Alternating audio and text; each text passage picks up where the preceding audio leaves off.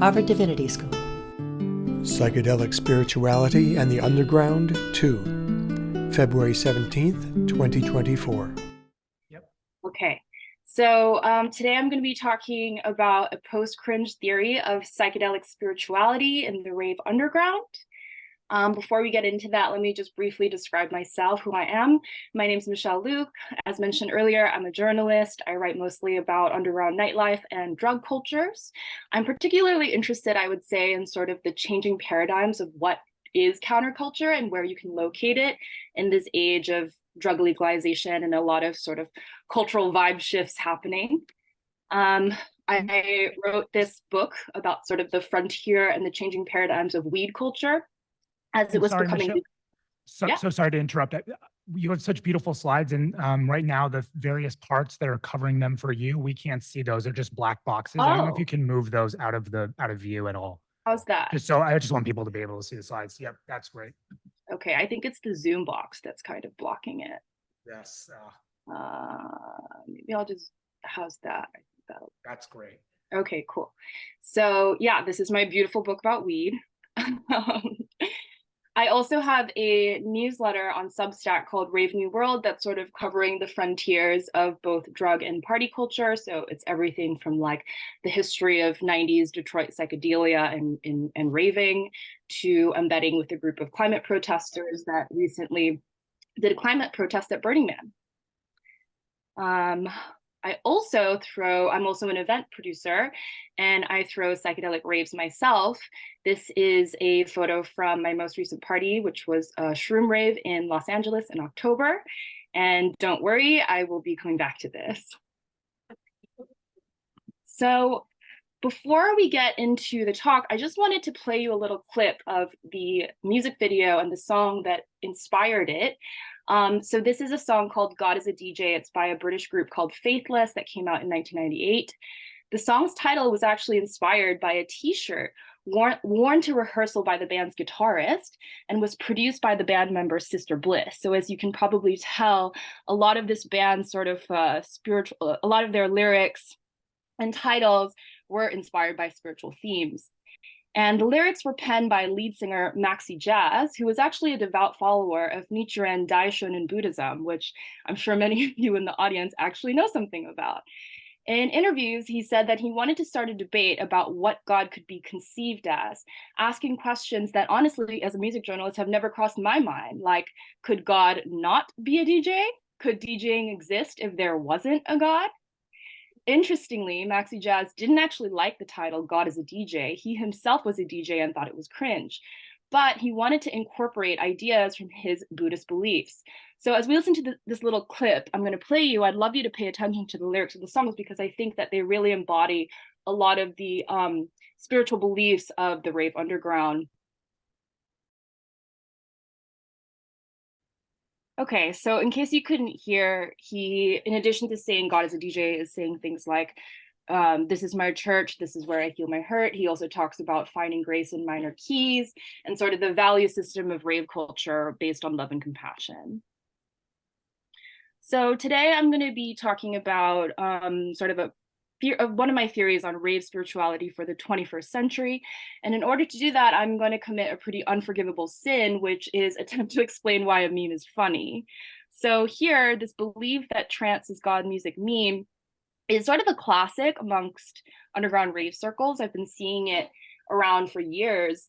But what was really surprising is when I tried to Google it recently, I saw that my Instagram post promoting this talk was one of the top Google image searches. So to me, that suggests that this sort of symbolic framework and insider ideologies of rave culture still remain relatively under-indexed and therefore inscrutable to the public eye. Thankfully, I think there are more and more scholars of what I call critical rave studies attempting to rectify this, many of whom I'll reference in this presentation.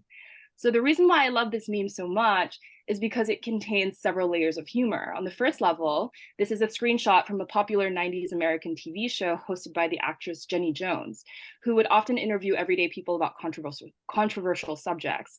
So rave culture was just beginning to take off in the United States, and presumably this guy John was a raver brought on the show so that the audience could laugh at his devotion to this bizarre subculture. So this is level one, the outsider take. Level 2, you also have ravers looking at this meme and laughing because he's kind of like a Chad that we all recognize, you know, from the rave scene, like the kind of guy who rips off his t-shirt and is sweatily dancing in front of the DJ booth, humping the speaker. So it's funny because on an insider level, it recalls a familiar archetype of someone whose devotion is perhaps a little too extreme. And then on level three, it's also funny on an ironic level, because the thing is that most ravers actually do believe on some level this idea that trance is God's music in some kind of instinctual and perhaps ineffable way. So, you know, there is a version of ecstatic spirituality that runs through rave culture, especially through its more psychedelic strains. And I think this is the reason why I and so many others consider it not just a leisure activity, but a spiritual technology. So let's just get a little bit more into that. So first, I think in order to fully understand what I'm talking about, we need to talk about what is trance music. So I'm going to play you a couple more clips. Bear with me. The first one that I like to play is an example of classic trance music. It's by a DJ named Paul van Dyk. This is one of the biggest anthems of trance. Trance is a genre of electronic music that came out of Germany in the late 80s and is characterized by tempos between 120 to 150 BPM, which is funny because it actually echoes a lot of the psychedelic sort of ibogaine music tempos as well.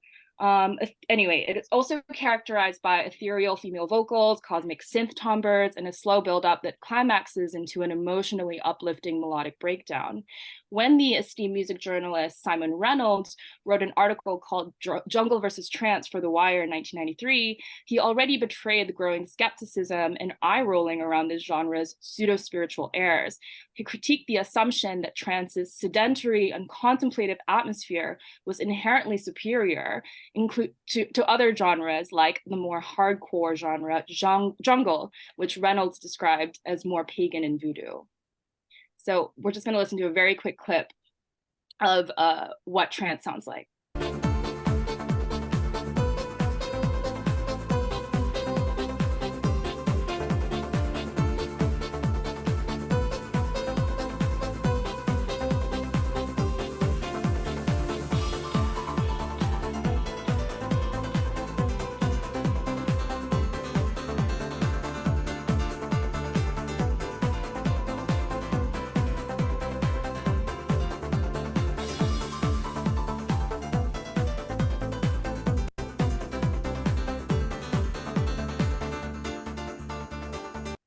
Stop there because I have a lot more to go through. But sometimes I wonder what Reynolds would think of the fact that trance is actually having a huge resurgence right now, particularly amongst the Gen Z generation of ravers, which I think is, you know, connected to their higher predilections for a more sort of syncretic spiritualism represented by rave culture and specifically trance music, while rejecting traditional religion. There's also another subgenre, and it's probably a little weirder than trance, called psychedelic trance, which originated in Goa, India, where DJs were merging psychedelic rock, EBM, and techno into a sound that was deliberately intended to induce trance states that were amplified by the use of high-dose psychedelics at beachside raves. At its worst, to me, psytrance is a scourge of Orientalist samples and dreadlocked white people fried on too much LSD.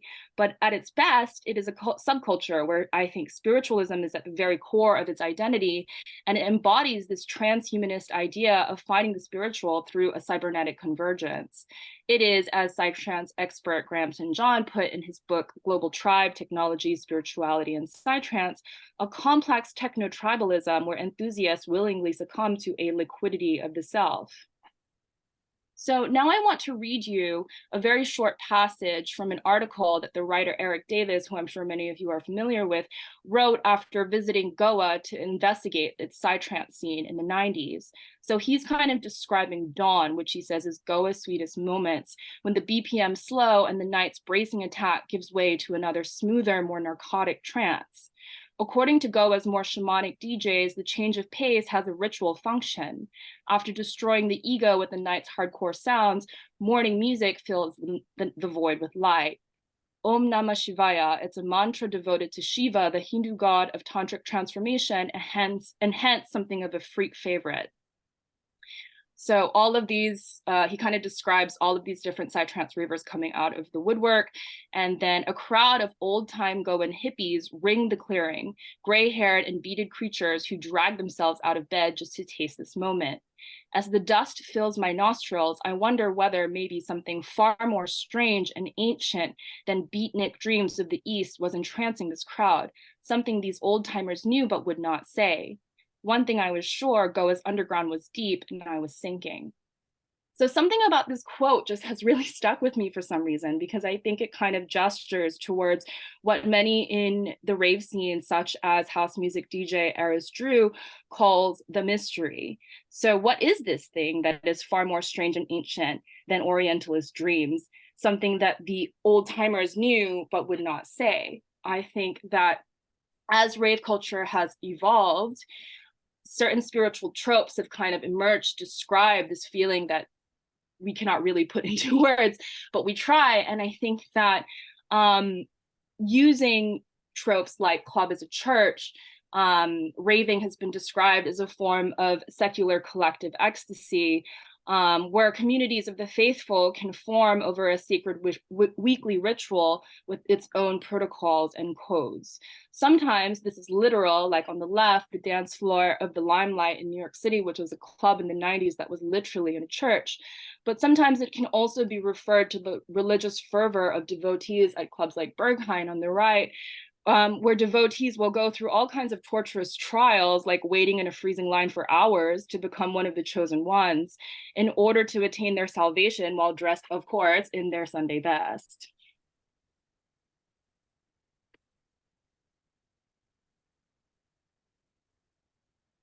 I also think that, sorry, I went a little bit too much ahead. I also think that this idea of a club as a church obviously refers to the palpable energy on the dance floors of people losing their minds in very primal ways that mirrors powerful religious services like laying on hands, speaking in tongues, as well as the powerful sense of connection that can be heightened by the drug ecstasy, which interestingly was becoming very affordable and accessible back in the 90s thanks to the price of it on the drug market going down. I want to argue that these spiritual tropes, like club as a church, emerged in order to combat negative stereotypes about rave culture. In the mid-90s, government crackdowns on raving, like the 1994 Criminal Justice and Public Order Act in the UK, was curtailing many civil liberties and expanding the rights of police to do things like drug testing and collect body samples. So describing the practice of raving in more mystical and communal terms, I believe, was a way to be taken more seriously and combat the stigma of raving as excessive hedonism or pure escapism. But unfortunately, as these tropes became increasingly codified and later memified by the internet, they descended into the realm of cliche and caricature. So another really big cliche, I would say, is this pose called the called the Jesus pose. And it really emerged in the 2000s as rave culture continued to explode into popularity and DJs became rock star celebrities. There was less of a sense that DJs were one of us on the dance floor and became more like aspirational characters who were hopping on a flight to their next DJ gig with a pop star like Dua Lipa. So many of the DJs at these festivals and high production concerts would be extremely performative. And the Jesus pose became so de rigueur that it became a joke, inspiring many memes and cringeworthy headlines in electronic music blogs in the mid-2010s. So how do we move into a post-cringe understanding of rave spirituality? I myself, as a music writer, have a lot of trouble escaping from the language like transcendence and catharsis while trying to describe the peak feelings of the dance floor. And as a writer, of course, I believe that developing a new language around these experiences is perhaps a crucial step for describing rave spiritualism in the 21st century. So the writer Mackenzie Ward published a book called Raving last year that was really remarkable because not only was it about the queer underground nightlife scene in New York, but also she developed a really great lexicon around raving and its aesthetics in the book. It's funny because I had a conversation with her right after the book was released, and she told me that she deliberately came up with this glossary of neologisms to move away from the spiritual cliches of raving. I think she identifies as an atheist. So some of these words are rave space, which she defines as one of the needs that drives ravers to the rave as a constructed situation, dissociation into existing within and without the body simultaneously, free of selfhood. K-time, what the constructed situation of a rave aims to generate. K-time is a machine time amplified to the moment where it splits from duration and takes the body sideways, all without memory or expectations. A dissociative time, a ketamine time.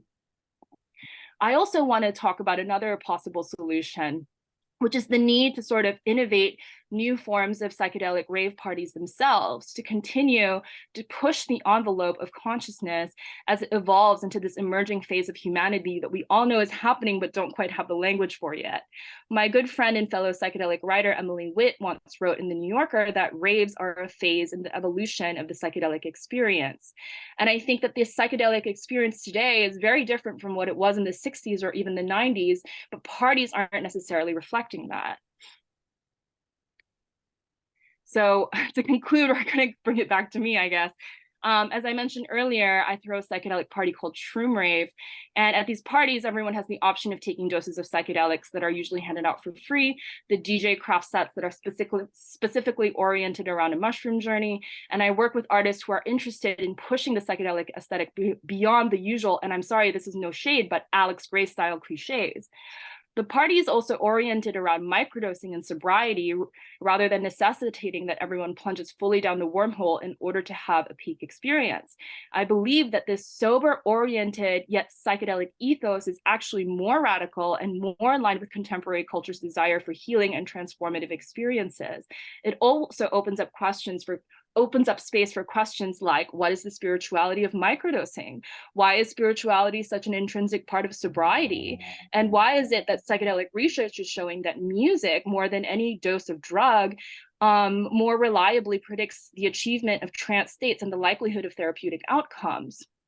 So in conclusion, I think that, you can never escape the cringe. We've gone too far down that road.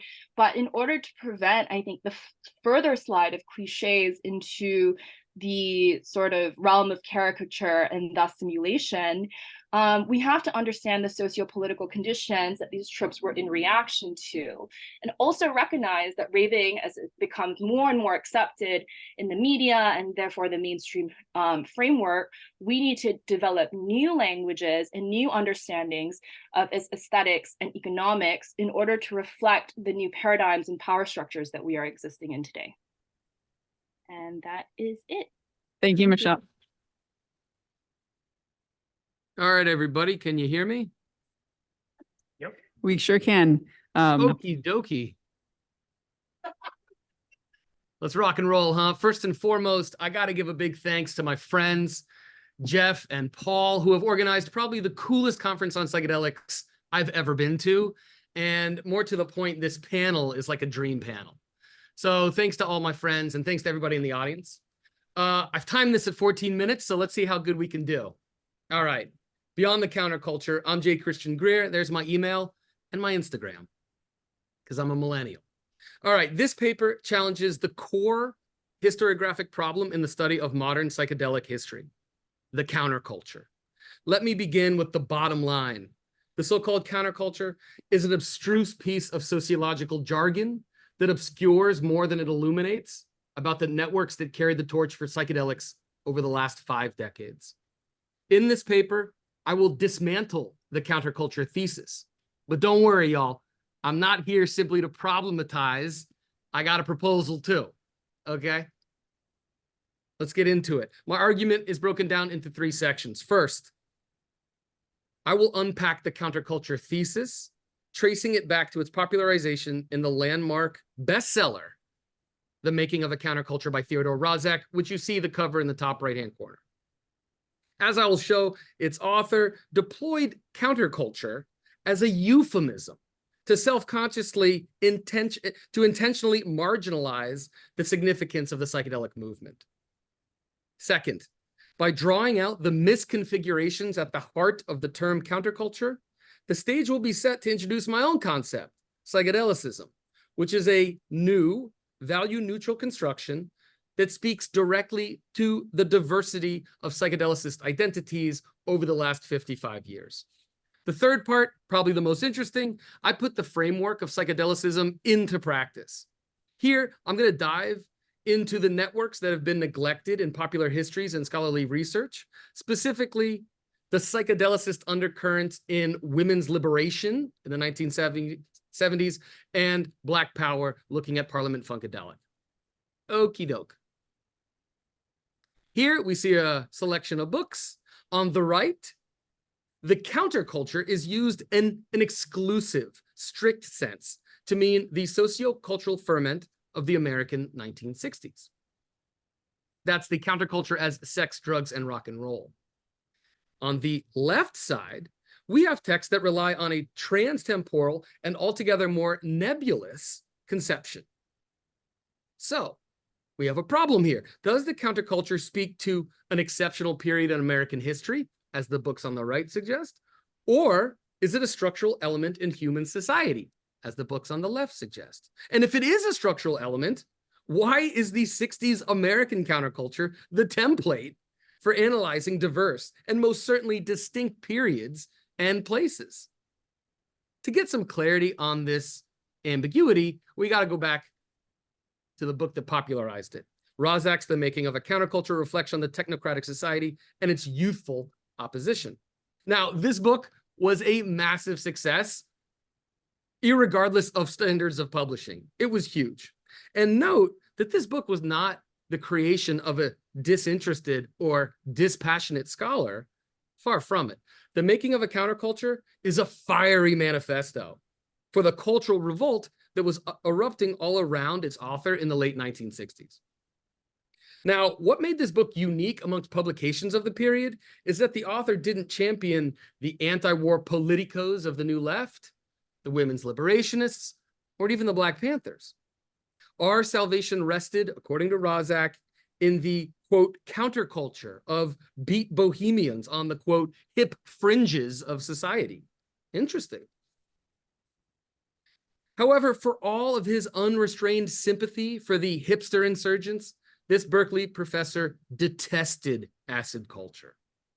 The author's overly paternalistic tone reached a feverish climax in a chapter-long repudiation of the psychedelicist movement, tellingly entitled The Counterfeit Infinity. You see where he's going.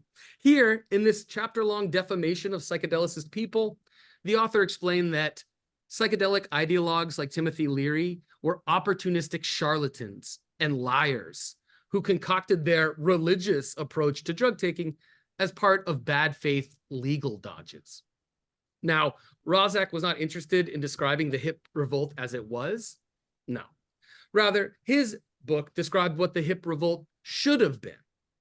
And in fact, he used the term counterculture as the emblem for his fantasy. Needless to say, the subsequent popularity of this term has had a detrimental effect on the empirical study of psychedelicist networks. Okay, you've heard it from me. Let's take a look at some big data to prove my point. Here we have the first graph, a Google Books Ngram viewer charting the uses of the term counterculture and psychedelicist movement in printed works. If we look at graph 1, we see that the more accurate term, psychedelic movement, was more common until 1969, the year Rozak's book was published. After this point, counterculture totally displaces it. In fact, the concept of a psychedelic movement would become all but defunct by the 1970s. Here we have that graph. Graph 2. Here, we plainly see the success of Rozak's book amongst the public and scholars beginning in 1969, going all the way to 1975. So it's clear the book was a huge success. Scholars and the public picked it up. Counterculture became the term of the day. However, it begs the question, why would psychedelicists themselves go along with this term? Why did psychedelicists adopt the term counterculture when it misrepresented their movement? I believe the answer lies in this graph and what is in fact an often overlooked data point. The counterculture of psychedelicists did not peak in 1969, but rather 1975. The sociologists in the crowd, what's up, Nina Parmigiani? You're going to know this period as the occult boom of the 1970s. The timing is not a coincidence between the occult boom and the peak of psychedelicism. The booming interest in magical societies, neo-paganism, astrology, meditation, and the like, these were all reflections of a growing population of seekers whose spiritual explorations, expectations, and appetites were turbocharged by psychedelic drugs. The occult boom and various New Age scenes were part of a larger trend within psychedelicism itself, which expanded and diversified into a galaxy of milieus after President Richard Nixon established the Bureau of Narcotic Drugs in 1968. Check it out. 1969, 1970. That's the time where the counterculture becomes the dominant term and psychedelicist movement recedes into the background. Why would this be? I argue that psychedelicists themselves had to broaden their appeal. And the broadening of their institutionalization was a political expediency, insofar as advocating psychedelicist ideology became way too dangerous on account of the war on drugs, which, let's not forget, quickly grew into a vast government bureaucracy backed by a militarized police force. And here it bears mentioning this militarized police force disproportionately targeted people of color. That will be important later on. All of this is to say, the concept of the counterculture grew to prominence in the fog of war, the fog of the drug war. Its time has come for it to be dismantled. In its place, we have what I have termed psychedelicism, which is a bottom-up approach, unlike counterculture, which is top-down. So let me restate my argument in even more provocative terms. The rise of psychedelicist networks is not a feature of the so-called counterculture. It's the opposite that's true. The so-called counterculture is a poorly defined way to talk about the universe of scenes that followed after the religious awakening stimulated by psychedelicism in the mid-1960s. Okay, I'm not going to go into super deep detail here. I just want to touch on the three major themes of psychedelicism as a methodology. One, heterogeneity.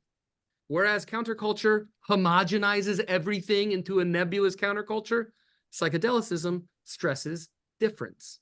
Psychedelicist networks formed among diverse populations, cutting across race, gender, and class boundaries. Two, innovation.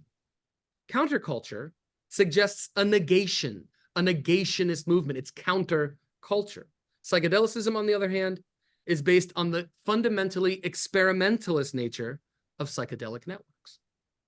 And this is even true for activist networks that sought to transform mass society. I believe these activist networks are best seen as protesting for something instead of simply negating or revolting against. And finally, historicity. Psychedelicism is rooted in an enchanted theory of naturalism, best expressed in Aldous Huxley's The Doors of Perception, 1954. Psychedelicism represents an interpretive system that belongs in history that can be dated, in fact, is dated to the 1950s. Accordingly, ayahuasca use in pre-colonial Peru, not psychedelicism. Hashish use amongst medieval Sufis, not psychedelicism. Psychedelicism is a modern Western system of interpretation regarding the alteration of consciousness. Okay, enough theory. Let's dive into some juicy historical material and fill some of the blind spots left by the counterculture framework. This is from consciousness expansion to consciousness raising. Let's look at women's liberation. Based on feminist historiographies, I would like to focus on how women's liberationists transformed the core concept of psychedelicism, consciousness expansion, into their own militant tactic, consciousness raising. Now, psychedelics played a major role in the development of modern militant feminism and lesbian separatism. But I want to turn our attention to what is undoubtedly the most recognizable and influential group in second wave feminism, which, you know, the Women's International Terrorist Conspiracy from Hell, formed in 1968. Great name, right? I mean, come on. Though you may not know these acid head riot girls by name, you're certainly familiar with their activism, or at least the media's representation of that activism. The myth of women's liberationists burning their bra, yeah, that's them.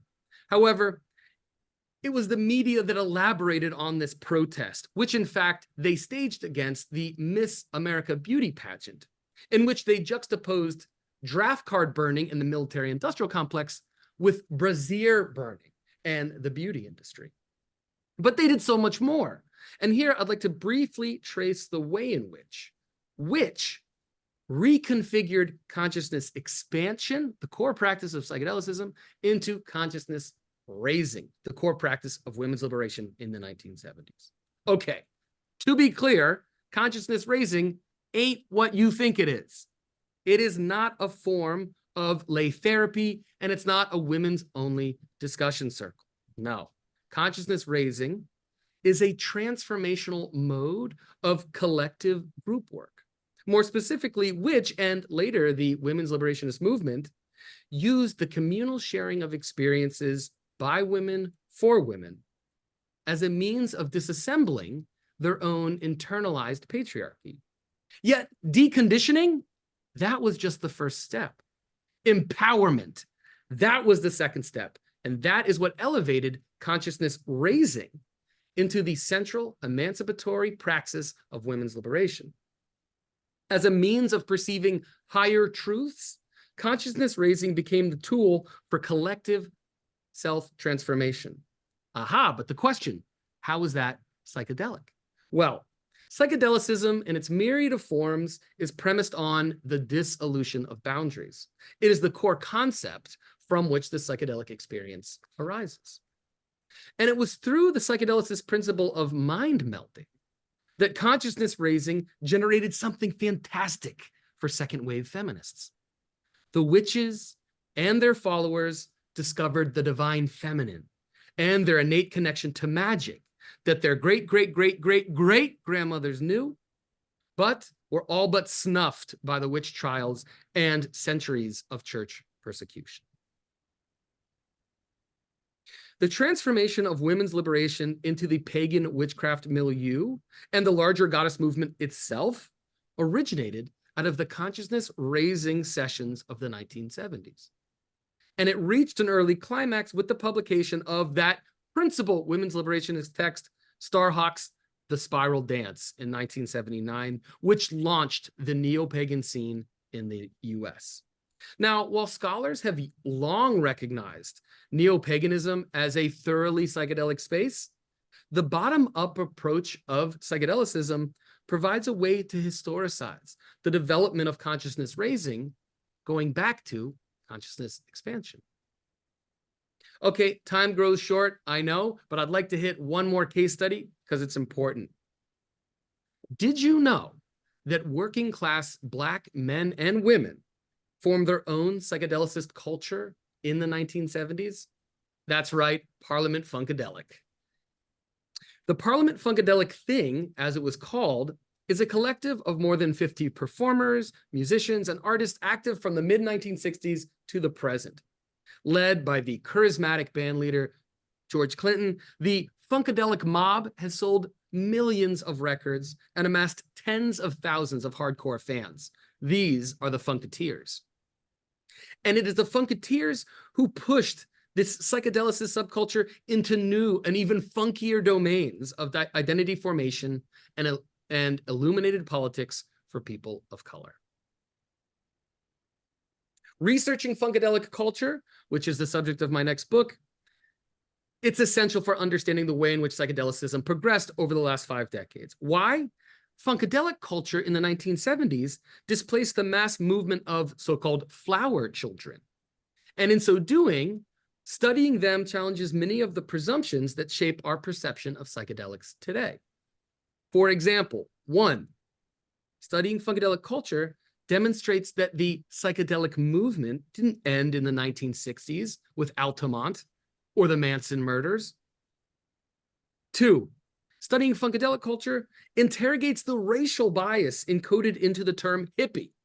Historians of the counterculture have focused on white middle-class adolescents, and from this misinterpretation, the history of psychedelics has been coded as white, but it isn't, not by a long shot. And 3, studying Funkadelic culture overturns the belief that psychedelic experience is synonymous with mind expansion, here conceived as like a Gnostic departure from the body.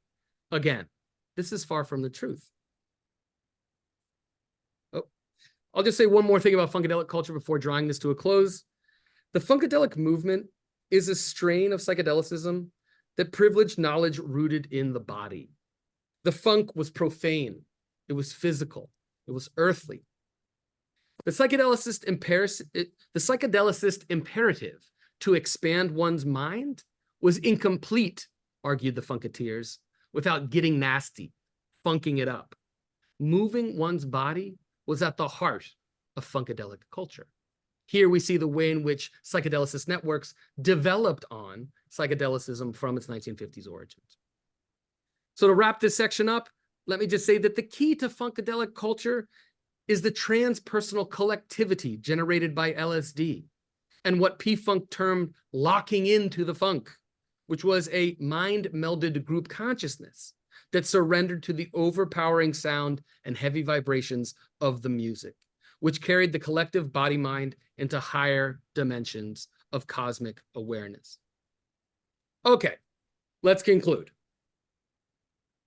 To conclude, I'd like to address the stakes of my argument for replacing counterculture with psychedelicism. Or, as I like to refer to this slide, who cares? Well, here's why we should care. Number one, playing right into the hands of the psychedelic renaissance and its spurious claim on being a cultural rebirth, the counterculture framework suggests that the last 55 years of psychedelicist experimentation represents a dark age of ignorance, which is now only being illuminated by the light of corporate pharmacology and neuroscience. No. Psychedelicism, on the other hand, leads us to ask a different question. What if we associated psychedelics with the empowerment of women and people of color in their own terms? Going further, what we see when we look through the lens of psychedelicism is that the drug war was a successful campaign of epistemological control. The drug war shaped what could be known and discussed within and outside of the academy. The result was a historiographic farce. The American tradition of psychedelicism was redacted out of the historical record, leaving only the nebulous, amorphous counterculture. I will close then by underscoring the fact that the history of psychedelicism, a people's history of psychedelicism, speaks to the last half century, not as the Dark Ages, but as the scene of a collective effervescence that was joyful and difference affirming. May we return to that light presently. Thanks, everybody.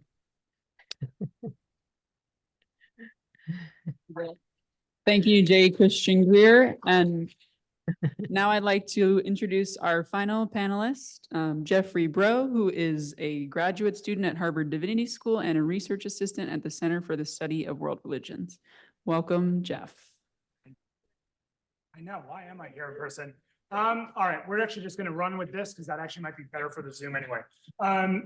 We are, as the conference organizer, I am responsible for time, and I see that we are running over it. So I'm going to move this journey a little bit faster than I intended, but let's see. First, some thanks are in order. First, thank you to Tristan for moderating. Thanks also to my professor, my advisor, Professor Stang, for his mentorship on this project. And thanks to Amanda Lucia, Courtney Bender, Nell Holly, and Eric Davis for their feedback at earlier stages of this project. And finally, thanks to this illustrious group of panelists. It's really an honor to be presenting with friends new and old. To start things off, would anyone like to speak a word of intention? Just one word for yourself for this journey. That was how Kristen, a mental health professional from the Bay Area, opened a psychedelic ritual at Burning Man. This was my 6th journey to Black Rock City, the temporary community of 80,000 that emerges 1 week a year in Nevada's high desert. But it was my first year with the Cloud9 pod.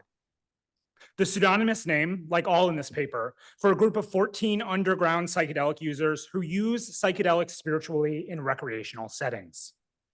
For the most part, my interlocutors represent the most rapidly growing subset of American religious culture, the religiously unaffiliated or spiritual but not religious, SBNR. Some found their way to this spiritual identity having been raised without religion, others because their non-normative sexualities weren't accepted in their home tradition, and still others because established religions felt too hierarchical, too dogmatic, or too regressive. As other SBNR research has found, my interlocutors' understandings of their spiritualities were heterogeneous, and they were not constitutive of a unified movement.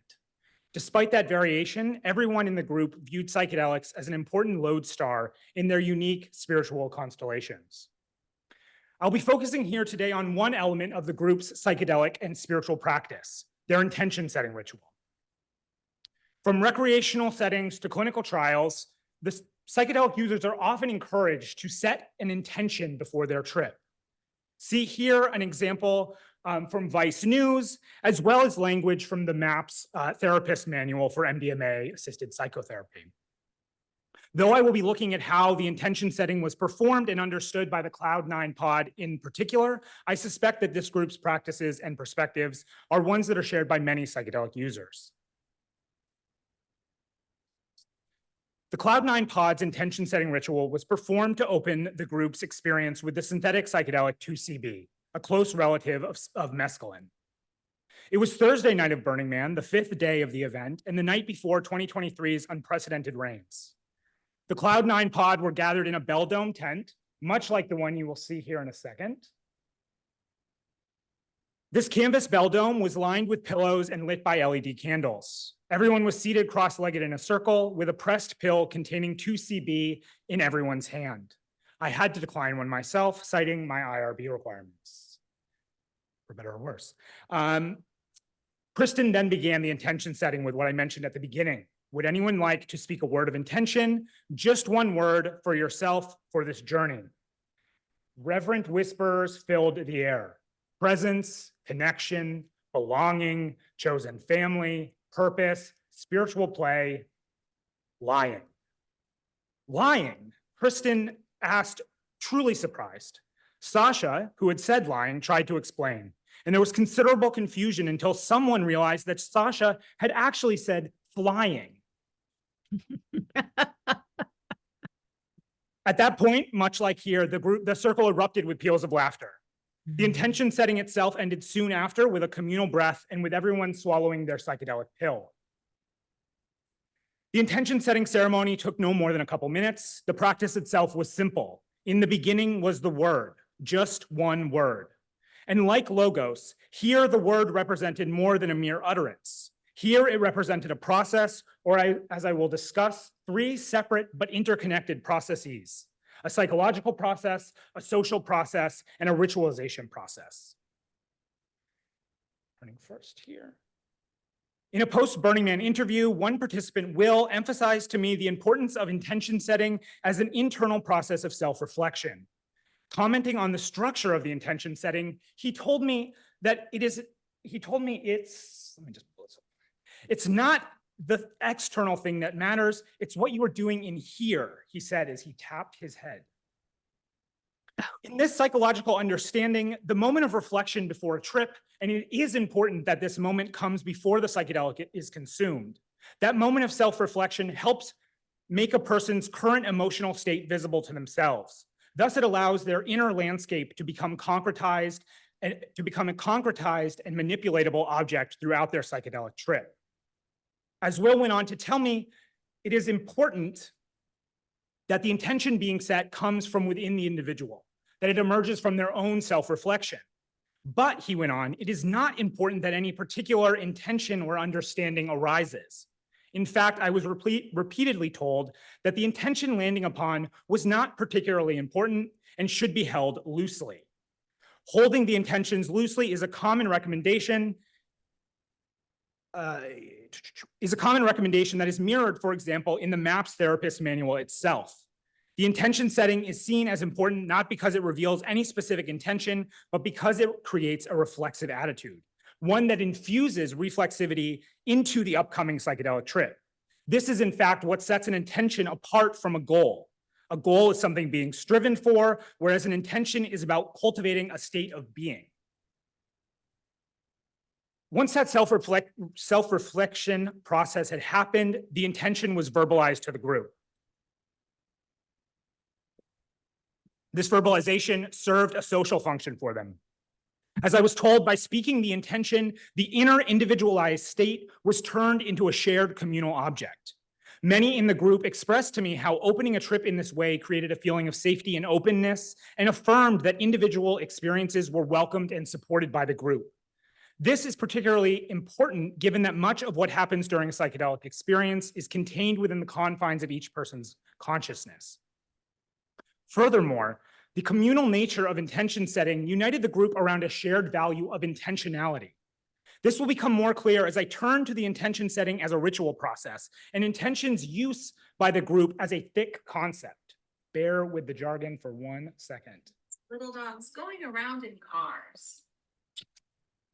His comic book down. So Rachel, I think you or somebody may not be muted on the Zoom. Sorry about that. So, but honestly, maybe more exciting. So a thick concept. A thick concept is one that carries both descriptive and evaluative content. So think, for example, of the word wise. When we call somebody wise, we are talking about their mental capabilities, but we are also evaluating their goodness with the word. Wise carries with it both a descriptive and evaluative content. In isolation, intention seems like it's content agnostic. Much like awareness, one can be intentional about any number of things, positive or negative. For the Cloud9 pod, however, intention here was invoked as intention as they used it carried an evaluative statement. Having or acting with intention signaled pro-social, careful, and moral behavior. Embedded within intentionality was the belief that focused, willful action is a good thing. Intention as used here by the group precluded the intention to do harm or to act recklessly or to deceive. When Sasha was heard as having an intention of lying, she was the only person who was met with confusion and skepticism. Surely it would be surprising in any context for a friend to tell you they wanted to lie to you, but it's all the more surprising in the context of an intention setting where intention is loaded with all of these positive meanings. Amanda Lucia, in her study of transformational festivals, White Utopias, which is pictured here, she places intention setting in the lineage of the 19th century New Thought movement, which emphasized how positive thinking shapes material realities. In this understanding, which was popularized by books like The Secret and writers like Deepak Chopra, intention gains its power from the mind's ability to harness metaphysical energies. Though my interlocutors were generally open to unseen realms and different astral areas of existence, they very, very rarely expressed metaphysical certainty. They were especially cautious of any philosophy that offered rigid explanations, and particularly were cautious of New Age philosophies, which they distanced themselves from, citing concerns of conspirituality and toxic dogma. Their intention-setting ritual is, in fact, representative of the group's larger negotiation between the secular and the spiritual, which is where I will now turn as I go to intention settings function as a ritual, as a ritualization tool. Dan told me in an interview, actually before Burning Man, he told me, quote, "It is a party foul not to set intention with a group and bring ritual and the aspect of ceremony when using psychedelics." He went on, "These are far too powerful medicines given to us for far more sacred reasons than the profane uses most people commit them to." Note how Dan here links intention to ritual and ceremony. As expressed, setting intention is what brings the ritual and ceremony to the psychedelic experience.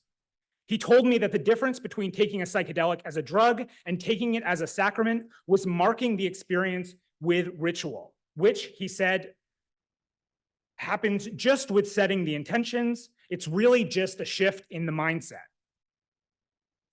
The Catholic Church, in their 16th century Council of Trent, which was written in part as a rebuff of Protestantism, it lists ministerial intention as a requirement for conferring the sacraments. Without proper intent, the Eucharist remains wine and wafer. Intention, as it's being used by Dan, has echoes of this theology. The intention to act in a sacred manner is what sacralizes the experience. Ooh, tongue twister. Here, however, intention isn't pointing to a specific church doctrine, but to the intentional mindset itself. The intentional mindset is what ritual theorists Humphrey and Laidlaw might call the ritual stance. Their theory of ritual hinges on the distinction of ritual actions from everyday actions. They argue that everyday non-ritualized actions are reliant upon the author's motivation to be comprehensible.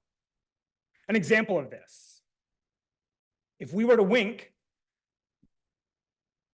when we close an eye, as if to wink, in order for it to be a wink, we must intend to wink.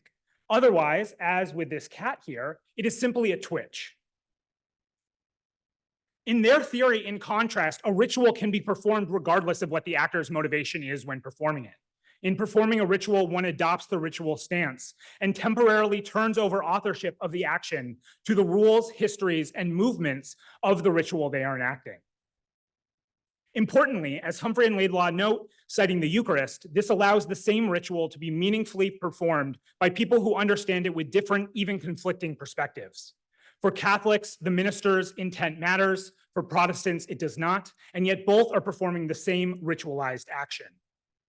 There are some obvious limitations with this theory, but I believe the concept of ritual stance sheds light on why intention setting has gained a privileged place in so many distinct psychedelic settings. Because intention setting is being done ritually in these cases, it is meaningful regardless of whether it is being interpreted through a psychological, a social, or a supernatural perspective. When intention setting is ritually enacted, intention is, counterintuitively, not that important. Rather, what is important is that it shifts the participant into the ritual stance, whereby the performance of the intention setting ritual supersedes its outcome. Hold your intentions lightly, but be sure to set them. And like the consecration of the Eucharist, intention setting has the power to transform the forthcoming psychedelic experience, regardless of which denomination of psychedelia it is occurring in. As I move now to wrap up, what are the implications of intention setting being the specific ritual practice used?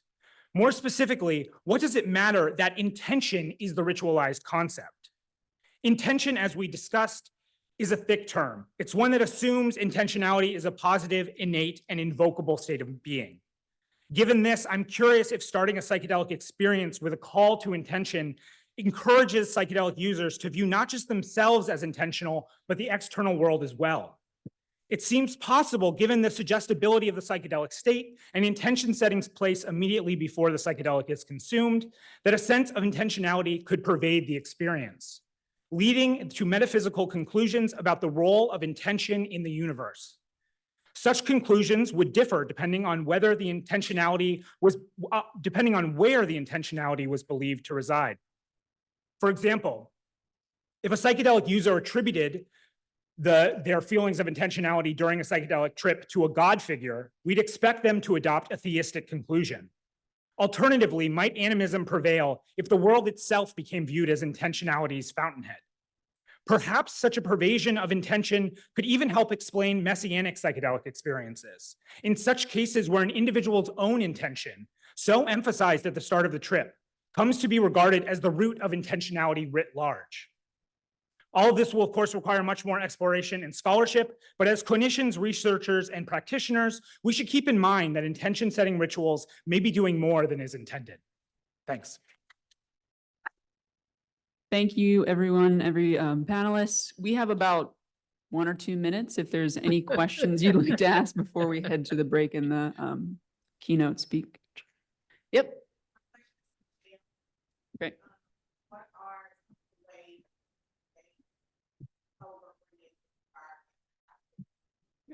So, Michelle, what are some of the ways you create a sober environment in that psychedelic space, in the rave spaces you're working in?